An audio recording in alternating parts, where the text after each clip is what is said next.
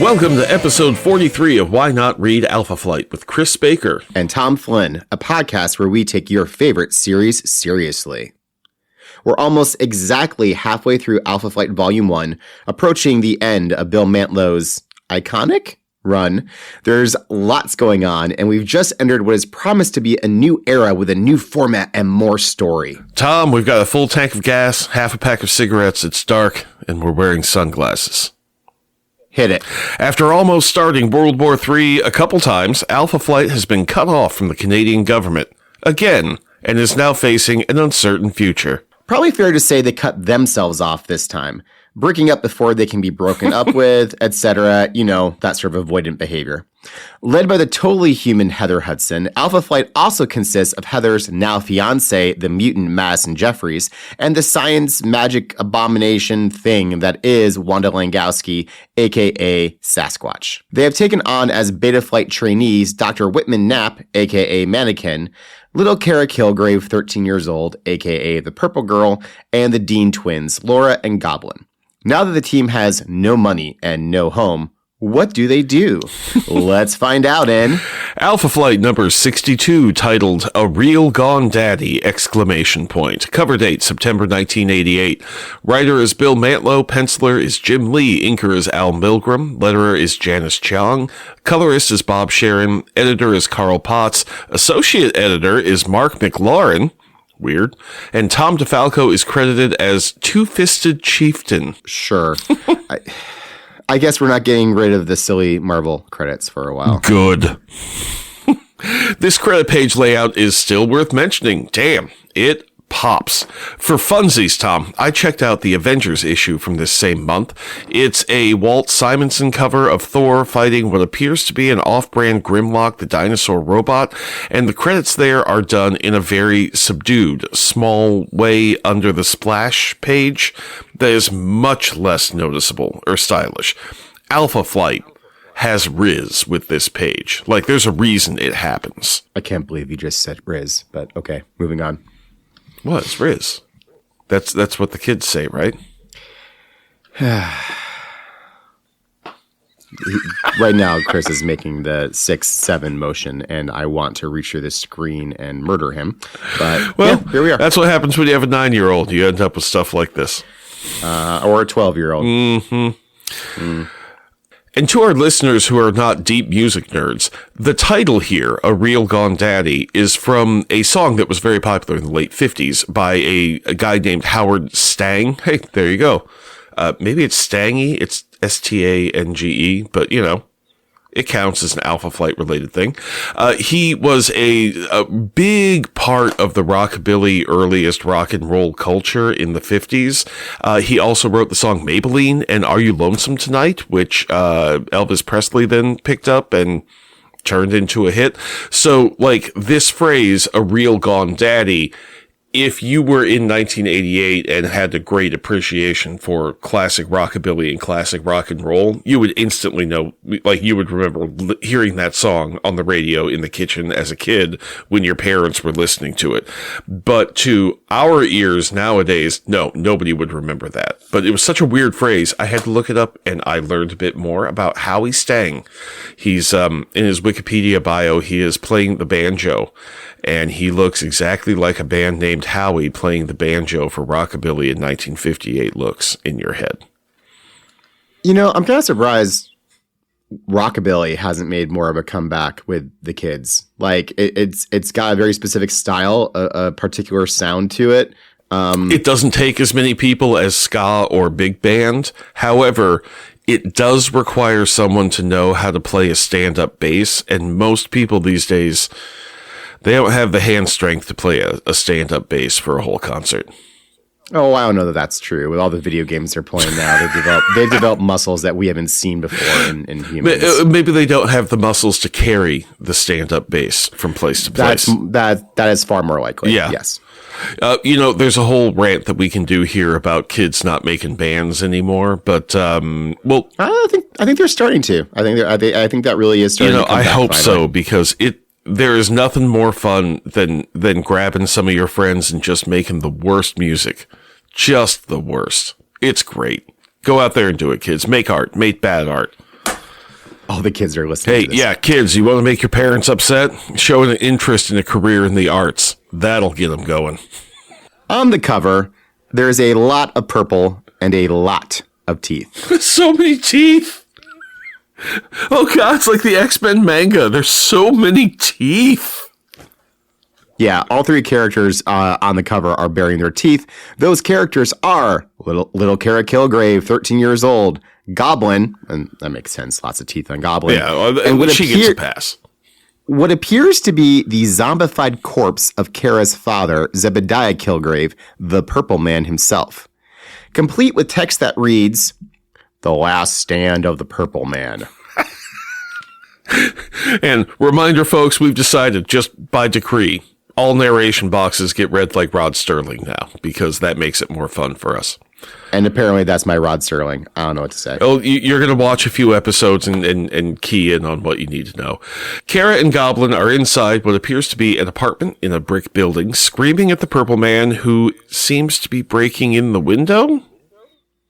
It's a very dark, very violent-looking cover. Even the text is lurid. The first part is lettered across a red smear that clearly evokes blood without being a Comics Code Authority violation. But the words "The Purple Man" are done in exactly the Purple Rain font from the song, album, and movie of the same name, released in 1984. It makes the Purple Man seem much cooler and sexier than he actually is. Apparently Jim Lee got down in the mid-'80s, Tom. The issue has an interesting structure. It opens with a dream sequence with Kara seeing her father rise from the grave and then summon zombies up around him, which, as it turns out, is actually happening. So not entirely a pure dream. She might be almost seeing something that's happening at a distance. It's funky that way. But there's also a flashback sequence like 2 pages later.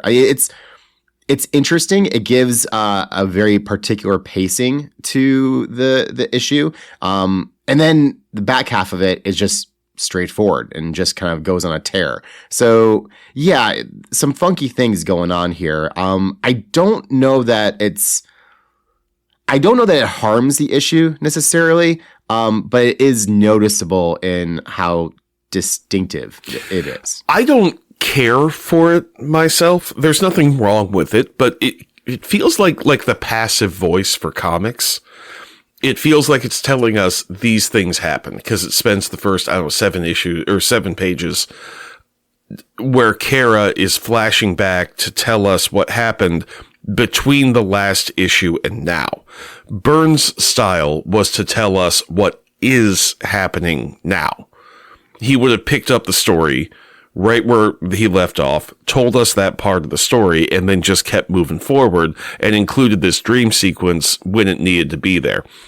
And look, I've seen Bill Mantlo make way worse decisions, but this feels less dynamic to me than the way that Byrne would have structured it, or many other writers who wouldn't have used the flashback setting. We've already said too many words. Well, I feel like this. What I think it does do well, though, is it kind of injects more of a maudlin tone to the issue, which is really what Kara is dealing with. I mean, so Kara's mother receives a telegram telling her that the Purple Man is dead. Her mother is obviously thrilled that he's gone, that there's no chance he can come back after everything he did to her. But it puts Kara into a very odd headspace because she's never known the man. She knows how terrible he is, but still is her father, and then not knowing creates that gap, on top of which Alpha Flight has ended. So I think that kind of setting it up in such a way that it's all in Kara's head and through Kara's kind of grieving process, I don't know, somehow I think that it does work for that purpose. It feels a little janky, but I don't know. I think there's an effect that Mantlo's going for, and I think he largely achieves it here. So what does Kara tell us happened for the first time? TLDR, Alpha Flight broke up. We ended last issue with Heather's big plan to fund Alpha Flight via Walter's fortune. At the same time, Wanda was discovering that she no longer had a legal claim, or may not have a legal claim to said fortune. The two halves of Alpha Flight, Alpha and Beta plus Wanda link up, at which point Heather's big plan goes up in smoke. And instead of having plan B, C, D, anything, she simply ends Alpha Flight. Well, and that's her Heather's plan decision. was to say, hey, Walt, you're funding us now. You're our Tony Stark. All your base belong to us. Like, hand it over. Beat him like a piggy bank till the money comes out. Which, I mean... She probably could. I mean, she and Box combined definitely could. Yeah, they could. And the idea of beating Nepo babies until the money falls out to fund your specific But not projects. Wanda. I mean... Yeah, I don't want it to Wanda. If it was Walt. Walt, fine, have at her, but like not Wanda. Wanda's great. So yeah. I mean, like literally, like that is Heather's decision.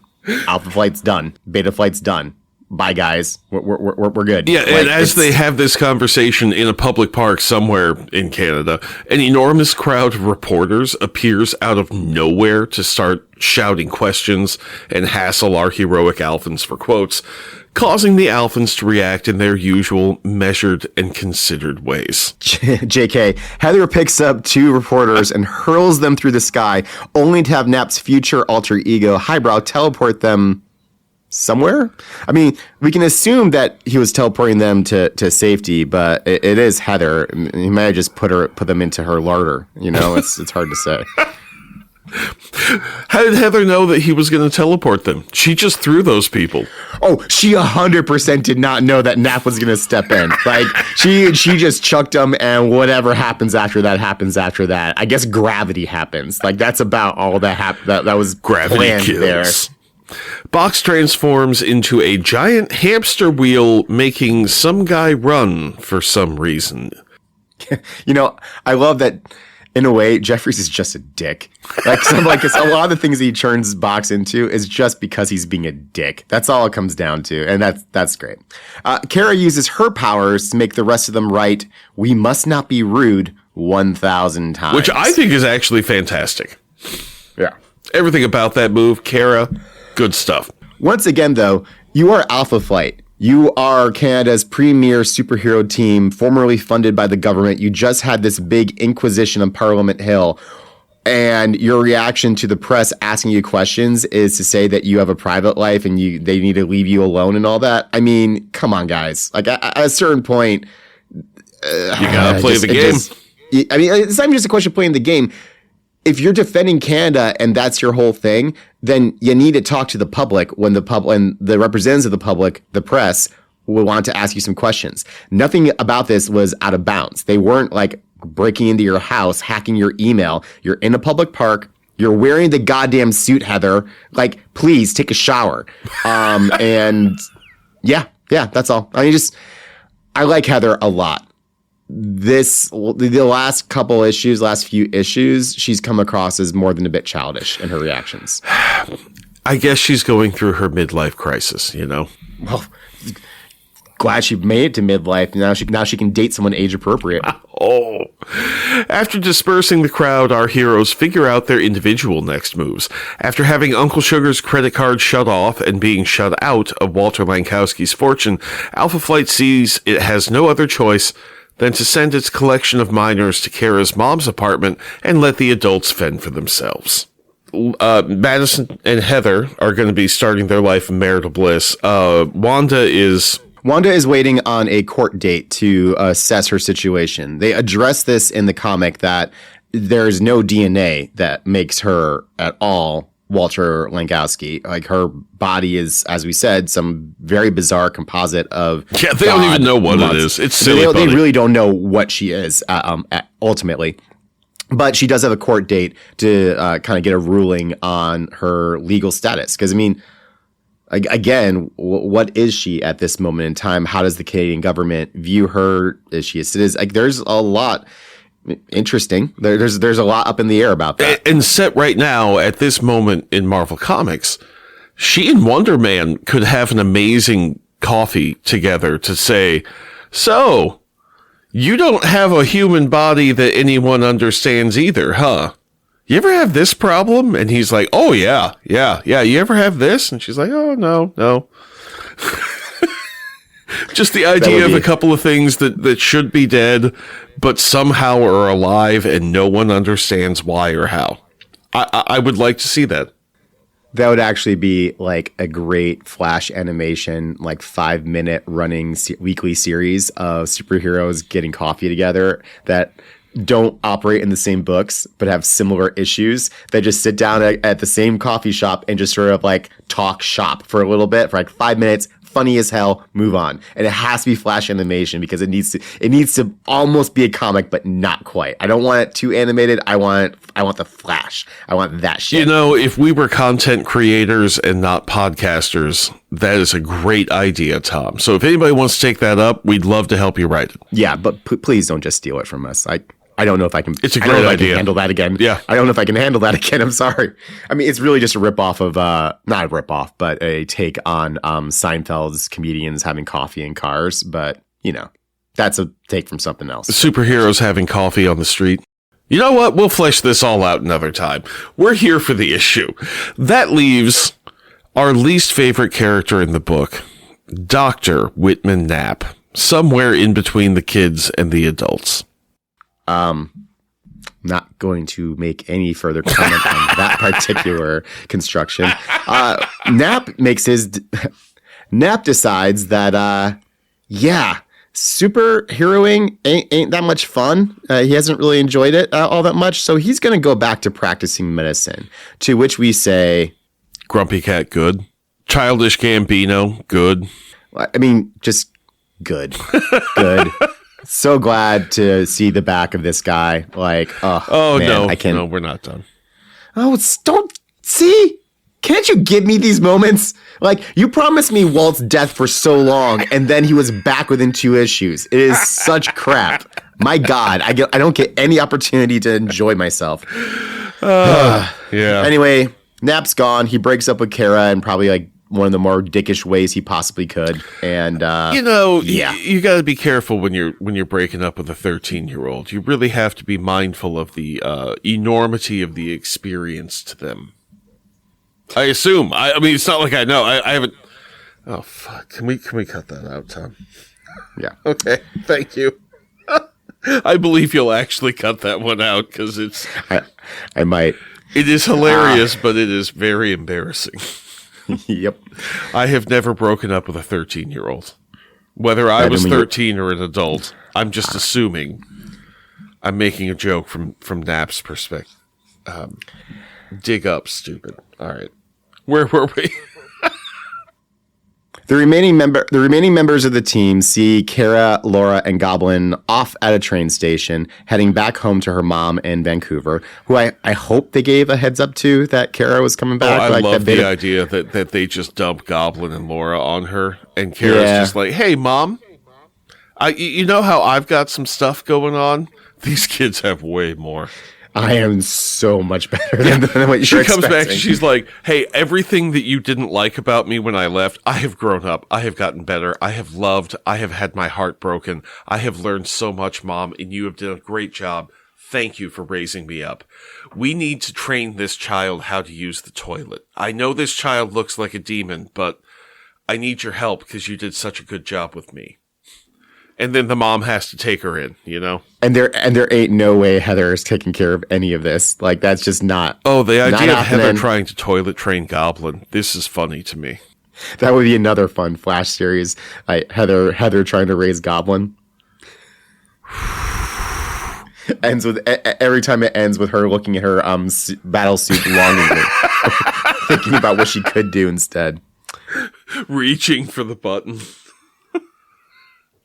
Oh, we have such great niche content ideas that all have to do with Alpha Flight, and there's just, while there are dozens of us, there are only dozens of us, you know? This is what you've done to me. This is our curse. This is our millstone. So as they're saying goodbye to everybody, Kara says goodbye to the adults at the train station, and in my favorite throwaway gag that seems to be a recurring one now, one of the random passersby at the train station says, honey, do you smell wet fur? So it is now canon that Wanda smells like wet fur all the time. The physical realities of what makes that happen will be left as an exercise to the curious listener. I hope you come up with a less gross answer than I did. Again, I'm pretty sure this is a reference to Goblin. I mean, we don't know if Goblin has fur or what. Skin looks kind of leathery, but it was on the train. I don't know. Who knows? I had always taken it as directed at Wanda because, Sasquatch has got to smell terrible. You can have it. It can be Wanda. That is fine. As the train is pulling away, Heather tells Kara she'll be the first to get an invite to the wedding and passionately kisses Madison. The Dean twins and Kara arrive at her mother's apartment and get settled into life as the weirdo outcast family, and shortly thereafter, Kara's mom receives a telegraph informing her of the death of her abusive ex-husband Zebediah Kilgrave, the Purple Man, which apparently happened in the Emperor Doom graphic novel published January 1987, written by David Michelini and penciled by Bob Hall, which are not names that are immediately familiar to me. So apparently telegraphs just operate a little bit slower in Canada. It took her a year and a half to get word. Yeah. The Emperor Doom graphic novel is pretty good and is timely because, again, Wonder Man is central to the story, which, made short, is that Doom makes a machine to make the Purple Man's powers work at global scale. When Kilgrave yells at Doom, the Doom shouldn't be in charge. Zeb should. Doom enters the holding chamber completely undefended against Zeb's power and defies the Purple Man through sheer force of will in order to subdue him. It's actually a really awesome page. That or Doom cheated to make Zebediah think he could do that because Doom takes no chances. You're probably right. Anyway, it was a Doom bot. So, of course, Zeb's biological based powers couldn't possibly work on the Doom bot. That's what we think. Anyway, Namor busts up the machine and Zeb is killed. There we go. No more Zeb. The best panel in the book, though, is Doom in his command chair saying, "My greatest flaw, I surround myself with idiots." That's actually a really good line. It is, but it's not his greatest flaw, though. That's the thing, is that generally he works solo and he is the idiot. He works solo, and it's because he's working solo that he doesn't have the depth of. I described Doom to one of my kids as being like the number 2 in just about everything in the Marvel universe. You can make some arguments around the technology side of things, because you've got Stark and T'Challa and Reed Richards and all that. But you can put Doom into that conversation, but he's not number 1. He's number 2 at everything. But because he's so fucking arrogant, every time he squares off against someone who's the number 1 in that thing, instead of going to the other thing that they're not a number 1 in, that he's far better, he has to try and beat them at their own game. So if he squares up with Strange, he has to go full sorcery. If he squares up with Reed, he has to go full technology. He'll pull his other things in, but that's not his primary attack. He wants to be number 1. He wants to be. His biggest flaw is that he is so arrogant he can't allow himself to win the easiest way possible. That is an astute observation. I'm going to make it silly. In the Marvel Overpower card game, and I do not know why I still remember this, Tom, but the power levels would go from, I think you could get a 0 in something, or maybe a 1, and it would go up to 8, and that was the highest. And generally, when you built a deck, you would need to have everyone at 7 of energy, fighting, or strength in order to use the cards most effectively. So 7 was really the cutoff for being an effective hero. But this came out in the late 90s, and so there were a lot of popular heroes and villains who only had a top stat of 6. I remember that Iron Man had an energy of 6, a fighting of 5, and a strength of 5, which makes him an absolute second tier. You would never use him in a deck. If you wanted to for storytelling reasons, there was a lot of use and fun you can get out of that 6/5/5 because Doom had the same stack of 6/5/5. They were both excellent second line heroes because they could make use of more, but they couldn't crack into that number 1 slot. You know what I mean? Like Professor X was an 8 energy and the Hulk was an 8 strength. obviously, because they are Right. number one in that category. And Captain America was a 7 fighting, but like a, 3 energy, which doesn't make sense. He had no energy, but moving on. So yeah, like you said, number 2, second string. Clearly somebody you want in your corner and at your back, but not the guy who's going to be leading the whole thing. Right, and a guy is smart enough that he can make the correct plan to win, but Doom's flaw is not realizing he's not the guy who can do that. Especially during this period. I mean, obviously things have changed rather substantially in Marvel over the last 20 years, but in this period, I think I'm probably relatively accurate. Have you ever met somebody in your career or somebody else's career who's like 1 year out of school and into it, and they think that they're an ideas guy instead of a scut work guy? Constantly. Yeah. Doom is just a guy who lived that way his whole life and was also smart enough and good enough to get away with it, as long as he didn't work for a bigger firm where somebody would say, no, you get the coffee, Vic. You'll get your turn to do the ideas, but you don't get to do them now, buddy. Who would Doom have coffee with in this 5-minute Flash animation thing? Who would be his counterpart? Who lost their mother in a way that they spent a lot of time trying to recover them? Like, lots of people lose their mom. But I don't know. There's so many angles you can pick that. We could spend an hour talking about this show, Tom. So I'm putting a moratorium on our superheroes having coffee talk, because again, somebody's going to take that and it's too good of an idea to put out in the ether. So we're going to have to cut the whole thing from the episode, friend. We'll see. All right. Where were we? Kara reacts to the news by going to her father's conveniently located grave. Okay, so this is the really weird part, is that they bury his ass in Vancouver. Where Kara can like walk over. Yeah. Like but they only just, it's all strange, but okay, whatever.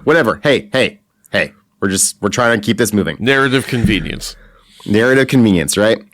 So she goes to her father's narratively conveniently located grave to tearfully wish she had gotten to meet him, even if he was evil and she wished he was alive.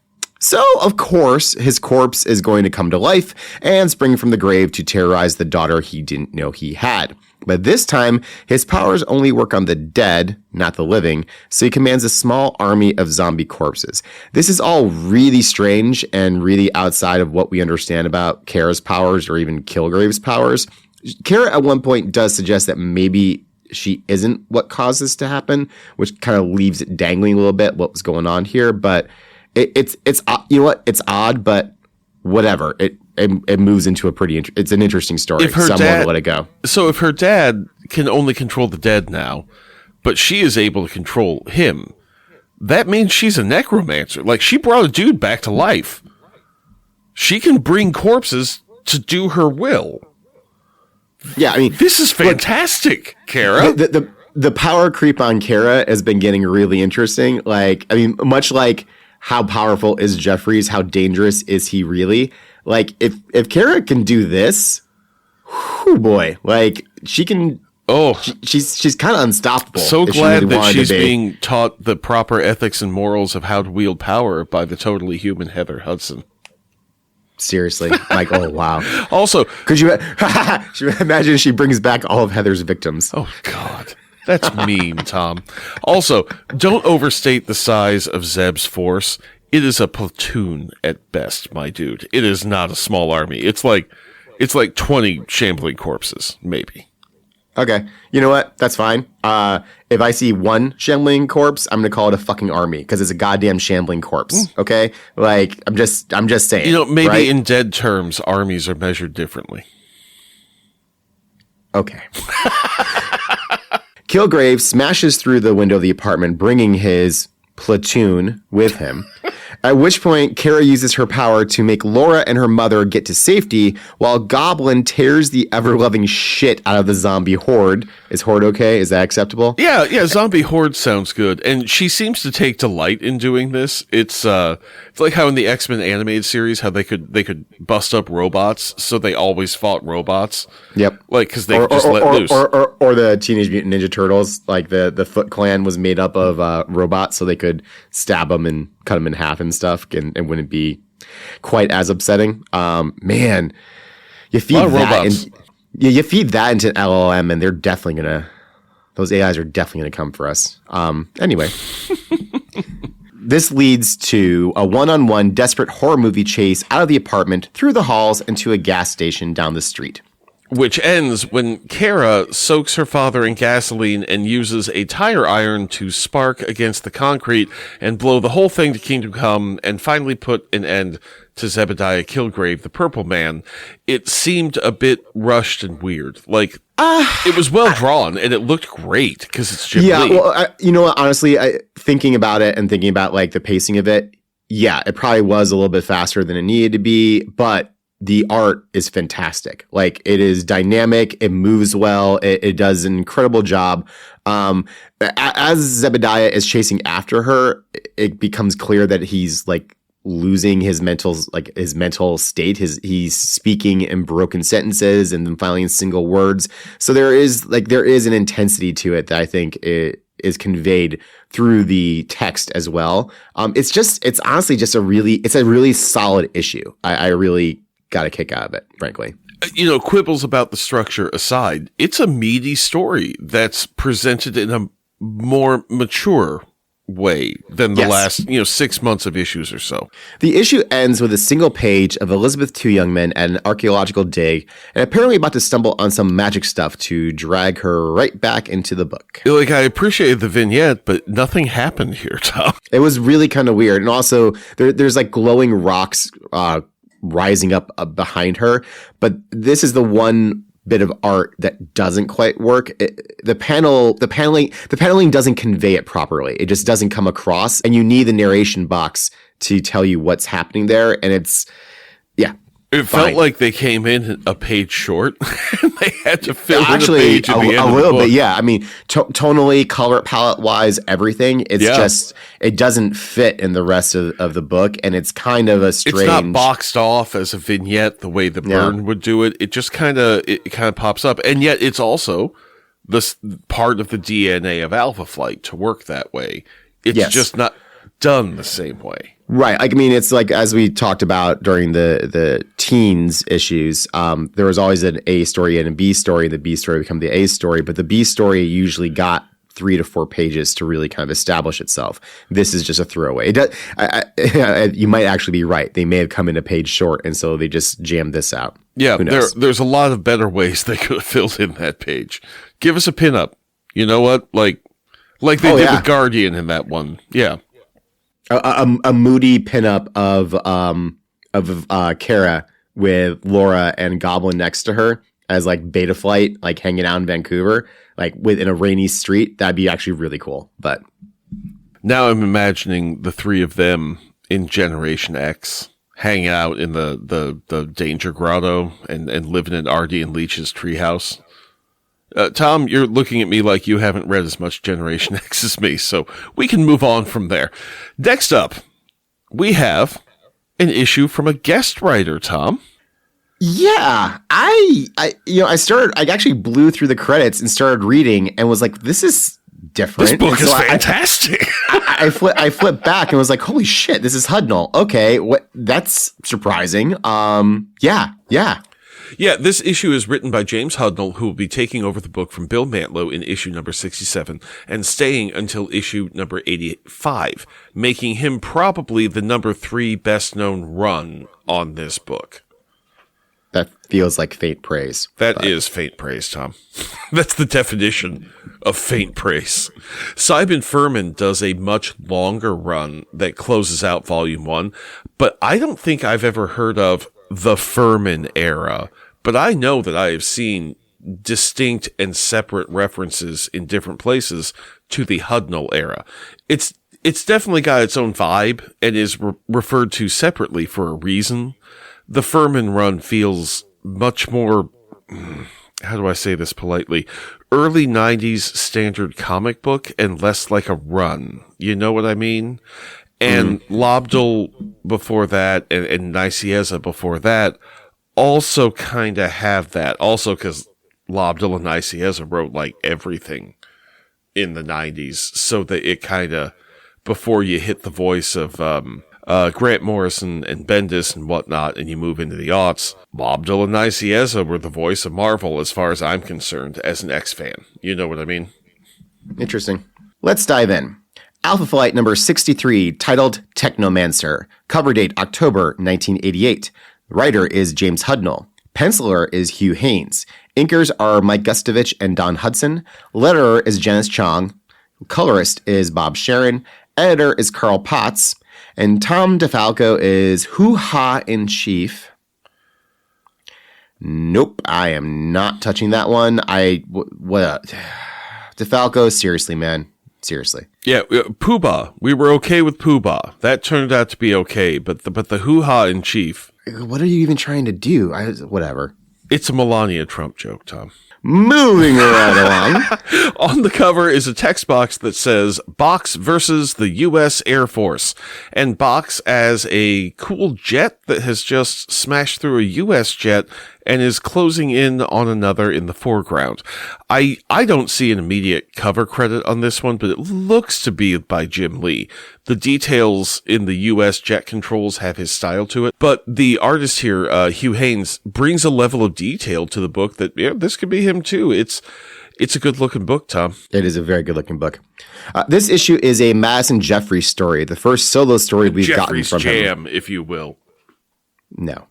After the way Mantlo has been stringing things together and then that 4-part Dream Queen saga, this is a refreshing one-off. Actually, this and the previous issue make for some solid one-offs that also serve to develop the characters. It's nice to have a minute and just breathe. You know, it's a new format, more story. This is nice. We're getting to chill out with one character, get a sense of who they are and what might be next for them.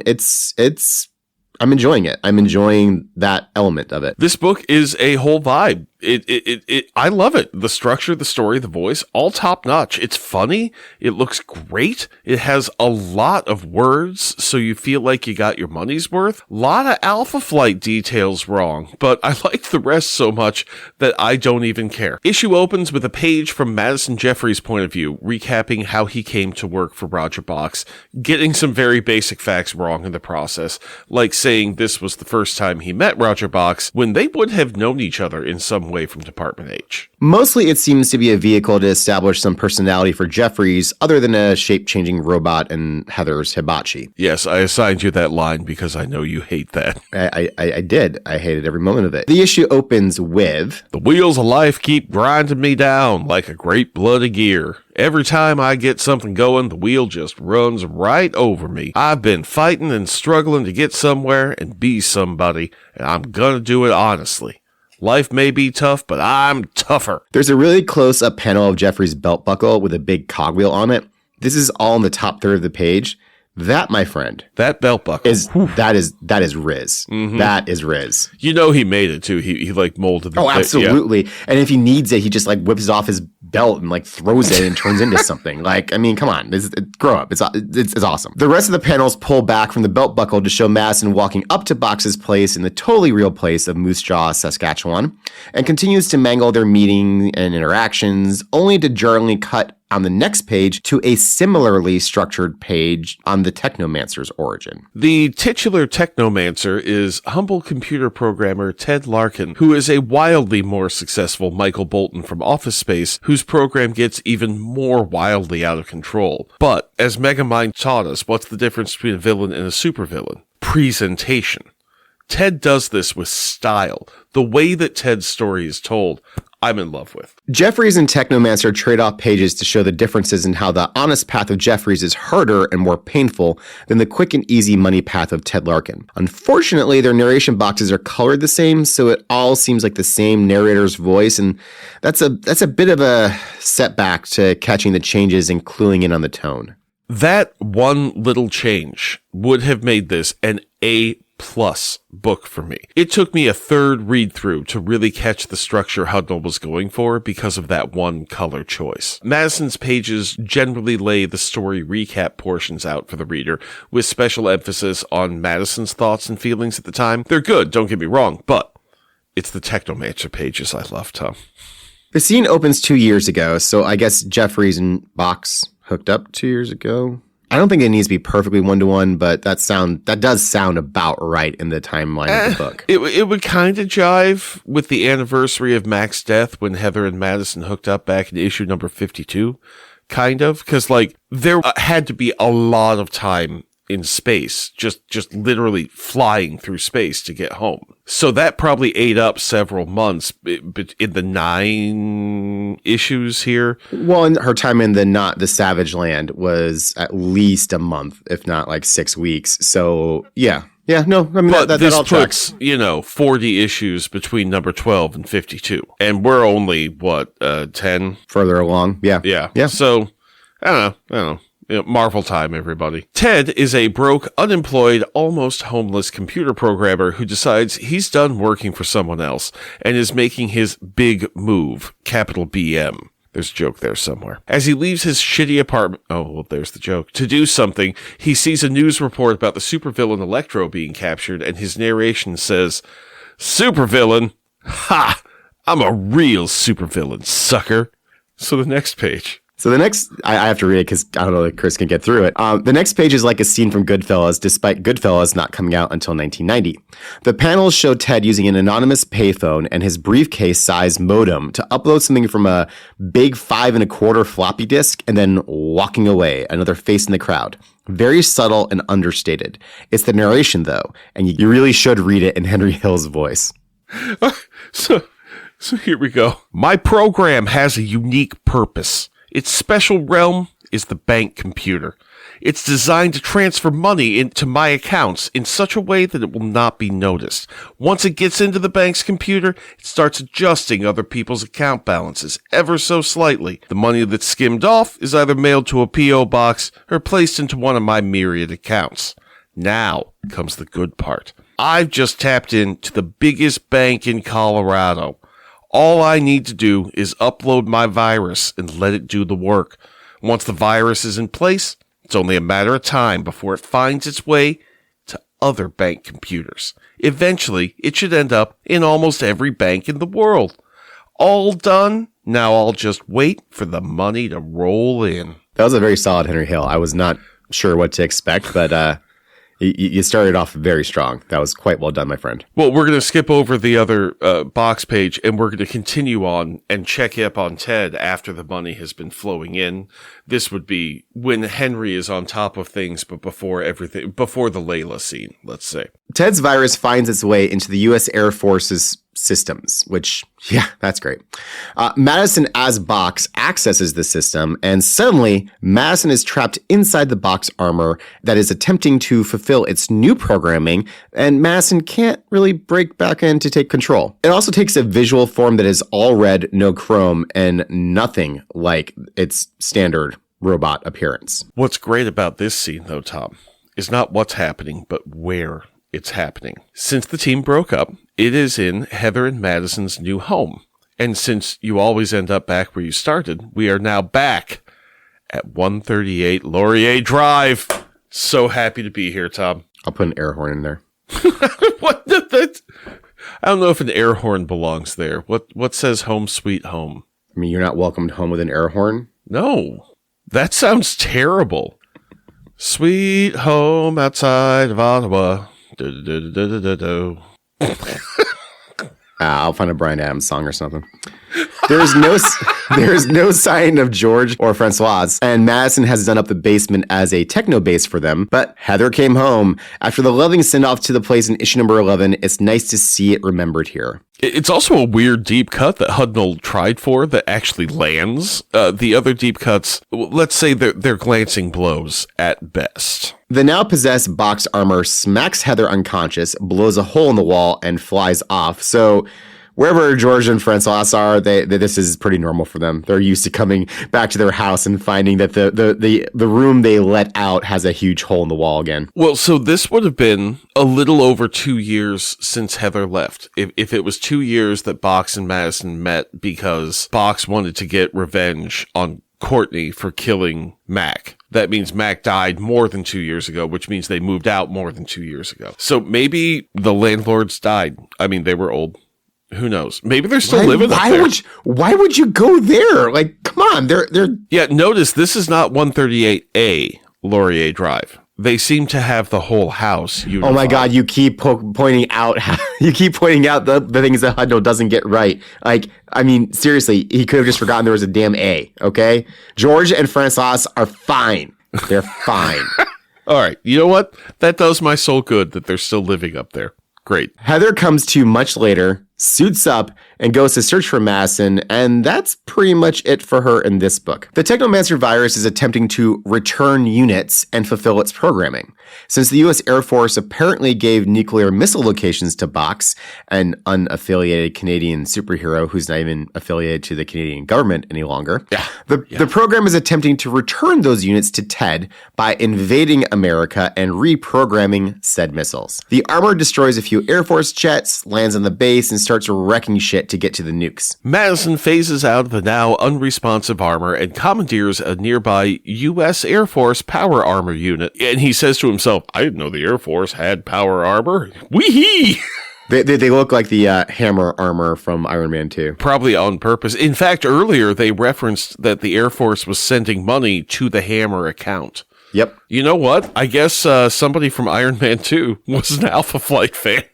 Well, it's also a pretty standard power armor look. Don't take this from me, Tom. They were an Alpha Flight fan. While in the Air Force power armor, he fist fights the Box robot until his new armor falls apart around him. In the chaos, he skitters into a hangar and almost instantly cobbles together a new version of the Box armor just in time to blast the old one to pieces. So this new one looks like the Madison Jeffries Box suit. Like he runs into a warehouse and just sucks up all the metal and everything, and apparently has the structure in his brain such that he can almost instantly move that metal into what he needs to be the Box armor. So notice, he phases into this Box armor. So it's no longer some type of weird living metal that has to be present. Mantlo has taken Jeffrey's powers and done things with it, and we still don't know the phasing mechanism and how it works. So our makeshift explanation of whatever living metal they gave us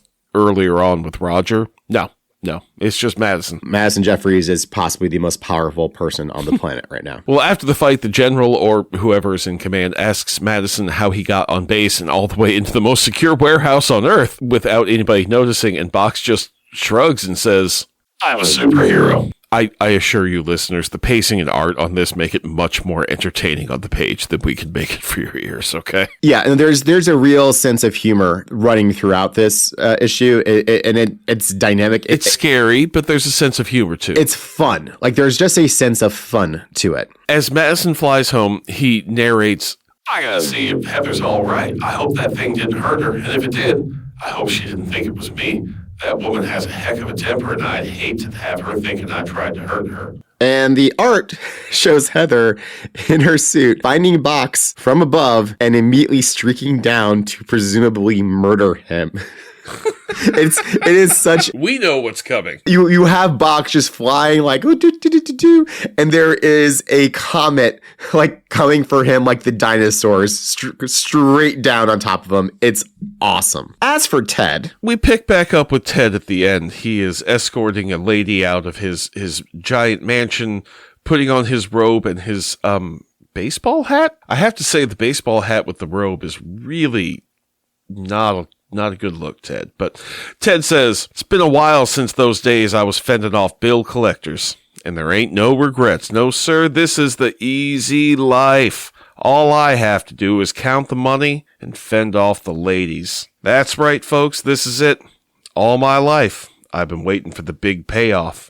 Now, what the art is showing us here is that there's a mobile missile launch system, and the dudes who are running the Army's mobile missile launch system were talking about how they just got the latest software update of the computer program, and it immediately turns the missiles and launches one of them. And as Ted is sitting here saying, I'm just waiting for the big payoff, the missile comes blasting down on him on his mansion in wherever he's living in Colorado and blows him to Kingdom Come because the program found its way out of the bank system and it's returning units now. And so Ted gets his comeuppance. We, the reader, have been shown that the easy life of crime has unpredictable consequences to it down the line.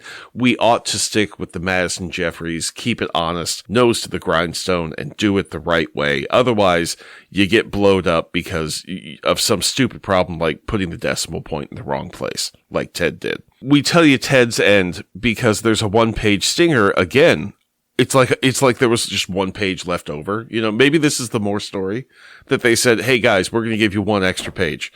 And they're like, well, we already fit it to this other format. On that page, we get Russians in Moscow talking about how silly this dust-up between Box and the U.S. Air Force made both America and Canada look.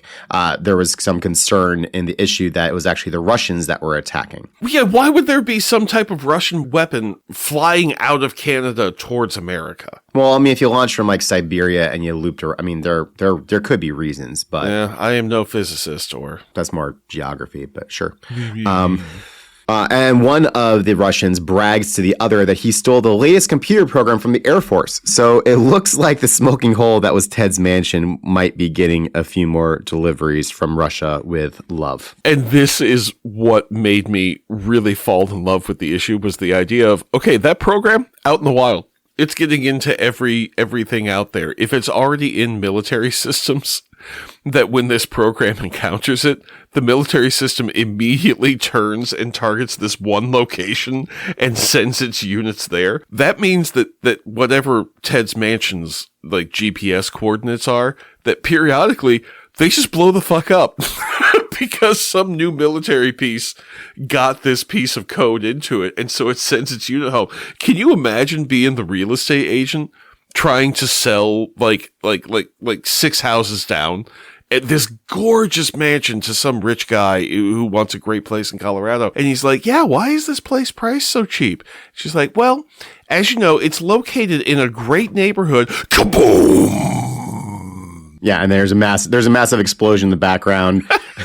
She's like, you might want to get a fence for your dog. The mushroom cloud appears behind the realtors. They're just smiling, trying to ignore the fact that it's happening. But again, behind them, why does this always happen when I'm showing people around? This never happens for Linda, but it always happens for old Bob. Yeah. And the guy trying to buy the house is like, did number 308 just blow up? And she's like, well, there is no 308, but periodically that lot does explode. Yes. Yeah. To describe it as 308 is optimistic. It doesn't nothing lasts long enough there to be called a structure. There's like a military cordon around. It keeps getting deeper and deeper and deeper. Yeah, because it wouldn't get bigger because it keeps blowing out the same thing. But there's some guy who got punished and is given the absolute worst of the scut duty. The worst of the scut duty is guarding 308 Mockingbird Drive in Colorado somewhere, because every, I don't know, 9 months to 18 months, there's an explosion. So they just need to make sure there's not kids wandering into it. 20 years later, still just blowing up randomly. I love this idea. Tom, this issue, definitely in my top 5. This issue was really fun. It was a really great time. It really kind of expanded on Jeffries in some interesting and fun ways. Yeah, it's just a good time, you know, and that's kind of with Mantlo's focus on his arcs and sending them to space and relentless pacing, like relentless movement forward. There hasn't been the same kind of fun in a while. Room. Yeah. Yeah. And I mean, the last issue with Kara, I thought was really well done. And this one, I mean, this is what we're about to get with the Hudnall era. I'm encouraged that looks like it could be a good time. Man, reading an Alpha Flight story written by somebody other than Bill Mantlo after we've been doing this, it makes me feel like we're coming up for a breath of fresh air. What it makes me feel like is that we've become the disheveled Riker from the universe where everything is going wrong. That was a really rough look for that Riker. That was where the Borg took over, right? Like it was like they didn't stop Locutus and he wiped out the Federation, and they're one of the last ships left. So yeah. Oh, in his universe? Yeah, I forget why they were, the multiverse was contacting, but it was a nice throwback to that one. Yeah. And Riker was like, no, take me with you. I don't want to go back. Tom, take me with you. I don't want to go back to the Mantlo run. All the ships had to like align themselves a certain way in order to reset the universe, so there wasn't this whole crossover happening, and they were refusing to do it, and they blew themselves up rather than go back. If other Chris and Toms were to pop up and say, look, Bill Mantlo has to keep writing Alpha Flight in order for the universe to function, it would be the two of us saying, fuck you guys, no, you don't understand what's going on here, okay?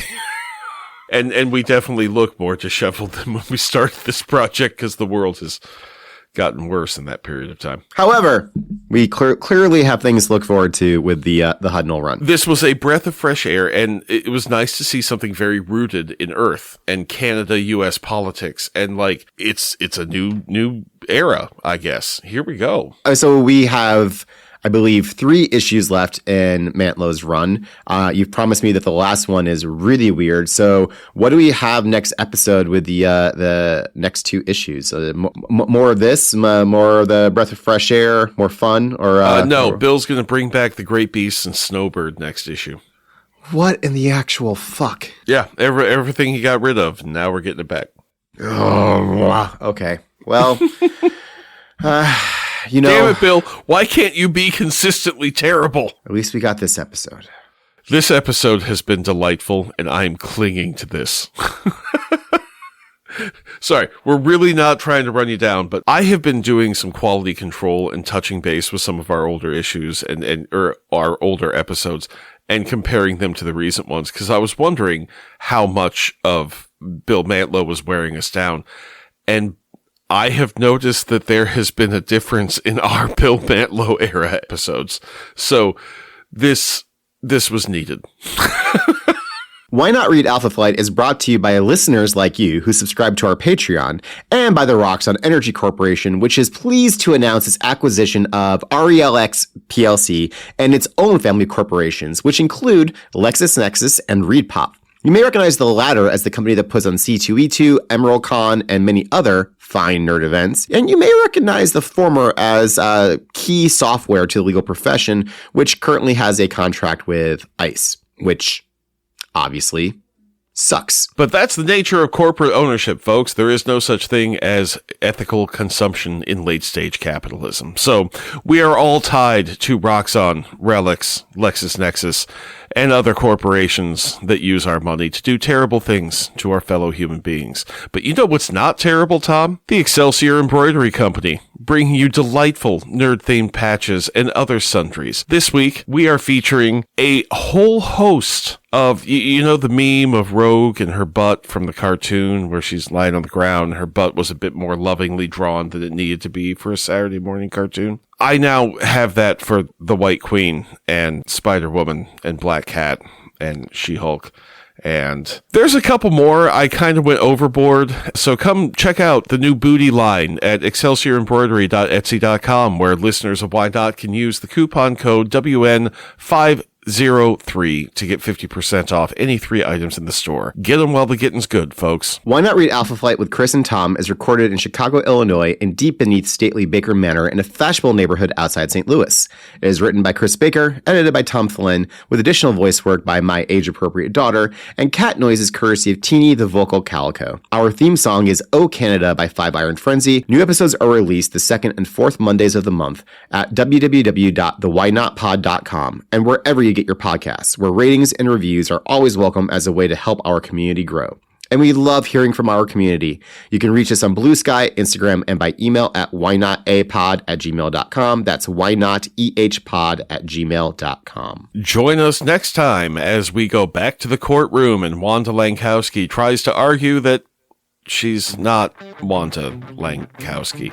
It's going to be fun. I promise. It'll be great. Catch you next time.